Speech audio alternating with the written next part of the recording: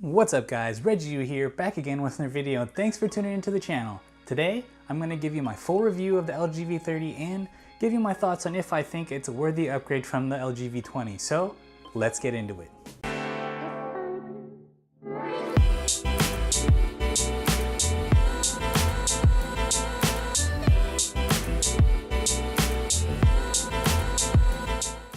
So the V30 has come a long way from last year's model, and it's worth noting that the build quality and features match Samsung Galaxy level.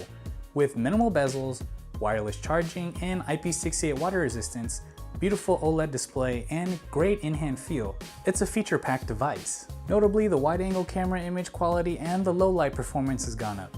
My only gripe with the V30 is that it's a jack of all trades, but it's not really a master of anything except something that the average consumer doesn't really put too much weight in, which is video recording.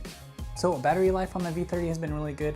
I can last all day, especially if I'm at work, and the cool thing with being able to wireless charge is that I have a wireless charger like on my desk, and I just like put it on there and I can just like stream all my music all day and then not really have to worry about, topping up or anything because my phone is already fully charged from wireless charging. On the weekends, I don't really worry about charging, and normally when I'm doing my heavy usage on the weekend, I don't have to charge it during the day, so it's definitely an all-day device. Battery performance is really good. So the cool thing with the V30 this year is that the screen has been upgraded to an OLED display and colors are very vibrant. It's a really nice display.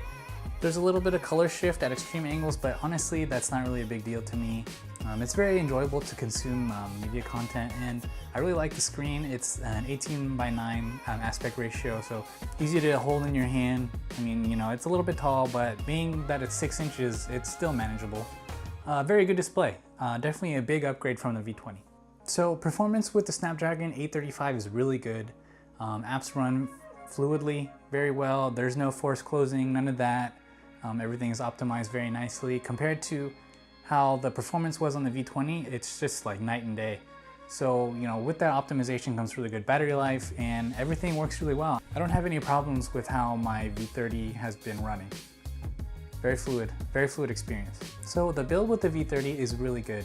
It's a glass back, it has that 18:9 aspect ratio. So when I say that it's Samsung Galaxy level, I'm looking at the Samsung Galaxy S8 or the Note 8, something like that. And compared to how the V20 was, the build quality is very premium, feels great in the hand. You get that wireless charging with the glass back. There's minimal bezels, and I'm really enjoying the build on the V30.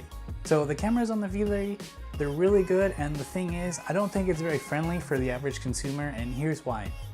The auto processing for LG has been not that great. HDR is pretty good, but I feel like the colors could be better, and at times, comparing it to like the iPhone 10 or the Galaxy S8, it could be a little more contrasty. It could be, sometimes pictures come out a little bit washed out, and I credit that to LG processing.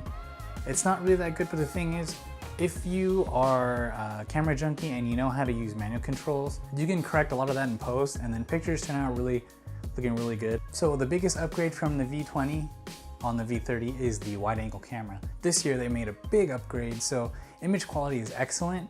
There's not a lot of wide angle distortion. You could definitely use this for doing landscapes or taking shots inside. If it's really cramped inside. If you want to do some vlogging, you can definitely use your V30 to vlog.